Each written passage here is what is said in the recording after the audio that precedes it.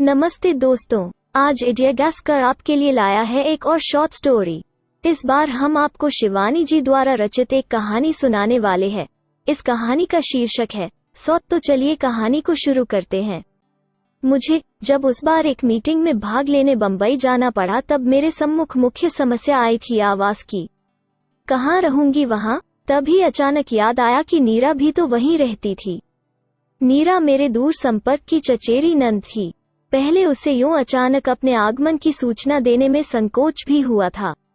जनसंकुल बम्बई का जीवन कितना कठिन है एवं वहां के संकुचित सीमित आवास में आतिथ्य निभाने में मेजबान के प्राण कैसे कंठरगत हो जाते हैं, यह सब जानकर भी मुझे नीरा को लिखना ही पड़ा था, क्योंकि किसी होटल में रहने का साहस अंत तक मैं सजो नहीं पाई। नीरा का फ्लैट छोटा होने पर भी बड़ा सुंदर था। 32 फ्लैटों के गुलदस्ते रात को दूर से देखने पर किसी बंदरगाह पर खड़े सुंदर जहाजा से ही लगते थे। नीरा को बम्बई का जीवन बहुत पसंद था। 3 वर्षों के बम्बई प्रवास ने उसका कायाकल्प कर दिया था। वैसे भी वो पिथौरागढ़ के उस अनजाने ग्राम से बम्बई आई थी, जहां उसके विवाह तक कुमाऊं मोटर यूनियन की बस भी नहीं पहुंच पाई थी। उन दिनों मोटर रोड का निर्माण कार्य चल ही रहा था। मुझे आज भी याद है, लग्न का समय बीता जा रहा था और उसकी बारात नहीं पहुंची थी। बड़ी देर बाद उसकी बारात के थके मांदे बाराती बिना किसी बैंड बाजे के ऐसे चले आए थे जैसे कोई मातमी जुलूस हो। पहाड़ी लद्दू घोड़े में बैठा उसका सजीला दूल्हा भी वर्षा की बौछार में भीग भाग एकदम ही अनाकर्षक लग रहा था। उधर नीरा आकर्षक न होने पर भी कामदार लहंगे दुपट्टे में बड़ी प्यारी लग रही थी।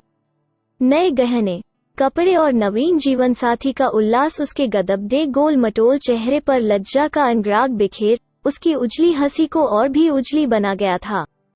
किंतु आज की नीरा की न तो वेशभूषा में न वाणी में वो पहाड़ी ढील मढाल लटका था, न आतिथ्य में। उसके मुंह से मैंने बोला, तुमको होना क्या आदि विभिन्न प्रदेशी उच्चारण सुन मैंने उसे टोका भी था। यह कैसे बोलने लगी हो नीरा? क्या हो गया है तुम्हारी हिंदी को? क्या करूं भाभी, मेरी पड़ोसन हैदराबाद की है ना, इसी से बोली में उसकी छाप लग गई है। आज तुमसे मिलाऊंगी, बहुत ही प्यारी लड़की है। नीरा की प्रतिवेशिनी राजम बम्बई के एक प्रसिद्ध होटल में रिसेप्शनिस्ट थी। उसके पति मद्रास में ही किसी दवाओं की विदेशी फर्म में काम करते थे। दोनों का वेतन खासा अच्छा था। उस पर उनकी एकमात्र पुत्री ननिहाल में पल रही थी। राजम स्वयं ऊटी के कॉन्वेंट से पढ़ी थी। इसी से अंग्रेजी का उच्चारण, उठने बैठने का सलीका, सब कुछ खांटी मेमसाहबी था। वेशभूषा में भारतीय संस्कृति का लवलेश भी नहीं था। टखनियों तक झूल रही मैक्सी बायां भाग किसी समृद्ध थिएटर के रेशमी पर्दे की भांति बीचों बीच उन्मुक्त औदार्य से खुली परतों को समेट लेती, किंतु उस कौशल में भी उसकी सधी पूर्वाभ्यास से की गई उदासीनता मैंने कनखियों ही में पकड़ ली थी। गुलाबी रेशम की खुली भांज के बीच रह रहकर उसकी गुलाबी रेशमी जंघा की क्षणिक छटा बिजली सी कौंध जाती, किंतु उसके चेहरे पर वही स्वाभाविक सौम्य स्मित खेलता रहता, जैसा उन सकस सुंदरियों के चेहरे पर रहता है जो बालिश भर की रेशमी कोपीन पहने टैपीज के झूलों पर ऐसी ही उदासीनता से सर से निकल जाती हैं। उसकी मैक्सी का गला भी इसी औदार्य से खुला, किसी उत्तुंग पर्वत श्रेणी पर फिसल रहे पहाड़ी झरने के वेग से ही झझराता नीचे उतर गया था। पतली ग्रीवा में थी सुवर्ण मंडित रुद्राक्ष की माला। गेरुए रंग की शॉर्ट सिल्क की मैक्सी और कंठ की रुद्राक्ष कंठी से मेल खाता ही उसका केशविन्यास भी था। संसार त्यागी अवधूत के से उस जटाजूट में भी एक रुद्राक्ष की माला लपेटी गई थी। हाथ में वैसा ही मेल खाता रुद्राक्ष का कंकण था। बाद में नीरा ने बताया था कि वो जूड़े की लेटेस्ट स्टाइल है, फारिदाबा हेयर स्टाइल है। भाभी, उसने बड़े गर्व से अपनी श्रृंगार पटु सहेली की उपस्थिति में ही फिर उसका प्रशस्ति पत्र पढ़ दिया था। पर हम तुम पर थोड़े ही ना अच्छी लग सकती है। यह तो राजम ही है कि कैसी ही बनकर क्यों न निकल पड़े। लोग मुड़ मुड़कर देखते रहते हैं। बात ठीक ही कही थी नीरा ने। लड़की वास्तव में व्यक्तित्व संपन्ना थी, कुर्गी थी। इसी से रंग था एकदम चिट्टा सुर्ख। उस पर कुछ ब्लेशॉन की महिमा थी, कुछ प्लग कलर्ड लिपस्टिक की। उसे देखकर मुझे वाजिद अली शाह की जोगिया बेगम, सिकंदर महल का स्मरण हो आया। वयस होगी कोई 23-24 के लगभग, किंतु व्यवहार अलहर शोरशी का था। होटल की रिसेप्शनिस्ट थी, इसी से छल्लेदार बातें बनाने में पारंगत थी। मेरा परिचय पाते ही वो मेरे पास अपना मोड़ा खिसका लाई। So you are a writer, how very very interested. क्या लिखती हैं आप, उपन्यास, कहानी या नाटक? जी मैं तो आया कह दूं, तुम्हें देखकर तो अभी एक नाटक ही लिखने को मन कर रहा है। पर तब क्या जानती थी कि एक दिन उसे ही नायिका बनाकर लेखनी स्वयं ही मुखरा बन उठेगी। रात का खाना राज्यम नित्य नीरा के साथ ही खाती थी। मैं नीरा का व्यवहार, फुर्ती और पाक कौशल देखकर मुग्ध हो गई थी। एक बालिश्त के अपने उस गुफा से सकरे चेके में उसने इतनी चीजें कब बना दी और कैसे? न उसके पास कोई नौकर था न महरी, फिर भी मैं जितनी देर मीटिंग में रही उसने न जाने क्या क्या बना लिया था। पूरी कचौड़ी, 3 तरह की सूखी रसेदार सब्जियां, ठेठ पहाड़ी रायता और मीठी चटनी। बम्बई में भी उसने उत्तराखंड के स्वादिष्ट पकवानों की महिमा को पूर्ण रूप से साकार कर दिया, तो मैं अवाक रह गई। कुमाऊं के पकवान देखने में जितने ही आडंबरहीन और अनाकर्षक होते हैं, खाने में उतने ही सुस्वादु और मौलिक। उन सरल पकवानों की भूमिका कितनी दुरूह होती है, यह मैं जानती थी। ऐसे कुरकुरे सिंगल तो पहाड़ की बड़ी बूढ़ियां भी नहीं बना पाती होंगी, और यह करड़ी ककड़ी कहाँ मिल गई तुझे? पहाड़ी करड़ी ककड़ी के पीले गंडे से कलेवर को मैंने ठीक ही पहचाना था। बाबूजी अल्मोड़े से लाए थे। ठीक उसी दिन मुझे तुम्हारा तार मिला तो मैंने उठाकर फ्रिज में रख दी। सोचा तुम आओगी तो ठेठ पहाड़ी दावत करूंगी। ये रायता राजम को भी बहुत पसंद है, क्यों है ना राजम? पर उसकी भोजनप्रिया प्रतिवेशिनी को उत्तर देने का अवकाश ही कहाँ था। रायते का डोंगा लगभग साफ कर। वो अब किसी क्षुधाकातर भिक्षु की भांति कचहरियों के अंबार पर टूटी। मुझे अपनी लोलुपता को रंगे हाथों पकड़ लिया गया देख वो बड़ी ही मोहक हंसी से घायल कर कहने लगी, क्या गजब का खाना बनाती हो नीरा, इसी से आज इतना खा रही हूँ। अपने होटल का खाना तो एकदम चरी भूसा है इसके सामने। पर मैंने प्रायः ही देखा है कि डाइटिंग के चक्कर में बंधी ये छरहरी आधुनिकाएं दावतों में स्वेच्छा से ही जिना पर लगे संयम अंकुश को दूर पटक भूखे कंगलों की भांति खाने पर टूट पड़ती हैं। क्यों, तुम्हारे सुख्यात होटलों में तो सुना चित्र जगत के सितारों का नित्य मेला ही जुटा रहता है, और वहाँ उनके नाम कई कमरे स्थायी रूप से आरक्षित रहते हम। मेरा स्वर शायद कुछ अधिक व्यंग्यात्मक हो उठा था। अजी, उनकी बात छोड़िए, वो अब 2 कचौड़ियों को रोल कर आलूदम के एक भीम आलू से पेट फुला। बड़ी नजाकत से कुतरती कहने लगी, वे क्या वहाँ खाना खाने आते हैं? फिर वो कुटिल रहस्यमय कंखियों से मेरे नंदोई को देखकर मुस्कराई। वो मुझे अच्छा नहीं लगा। अपने कहानी उपन्यासों में ऐसी असंख्य प्रेमासक्त कुटिल कंखियों का वर्णन करते करते अब किसी भी स्वयं दूती नारी के अंतर्मन के छाया चित्र को मैं न चाहने पर भी किसी एक्स-रे प्लेट में उभरे भग्न स्थिकोटर सा स्पष्ट देख लेती हूँ। उस दिन दावत लगभग 3 घंटे चली थी। इस बीच उस चपला सुंदरी प्रतिवेशिनी की उपस्थिति ने मुझे अपनी सरल नंद के अदृष्ट के प्रति आशंकित ही किया था। खाने के बाद अचानक याद आया कि मीठी खीर के पश्चात वो अत्यंत अनिवार्य भारतीय मुखशुद्धि का प्रबंध करना भूल गई थी। हाय राम, मैं तो भूल ही गई थी कि आप पान खाती हैं। वैसे तो चैपाटी दूर नहीं है, पर अरे क्या पर करता।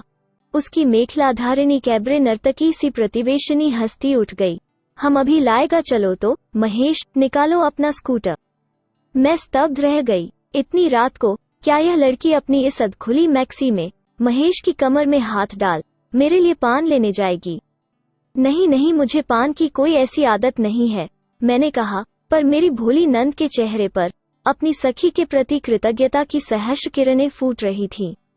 प्लीज राजयम, पुड़ा भर लेती आना, फ्रिज में रख दूंगी। और फिर मेरी भयत्रस्त आंखों के सामने वो अपनी सखी के सहचर की कमर में हाथ डाले हवा सी निकल गई। बड़ी देर बाद दोनों पान लेकर लौटे तो मैंने कठोर दृष्टि से महेश को घूरा। उसे मैं क्या आज से जानती थी? फटे कोट की बाह से नाक पोंछता महेश प्रायः ही तो हमारे यहाँ कभी पिता के लिए शिव पुराण मांगने आता और कभी विष्णु पुराण। उसके पिता गोविंद वल्लभ पांडे हमारे कुल पुरोहित थे, और मेरा ही नहीं, मेरे सब भाई बहनों का षष्ठी पूजन उन्होंने किया था। मैं देख रही थी कि महेश मेरी आंखों से आंख नहीं मिला पा रहा है। जब नीरा की प्रतिवेशिनी विदा हुई तब वो मेरा बिस्तर लगाने मेरे कमरे में आई।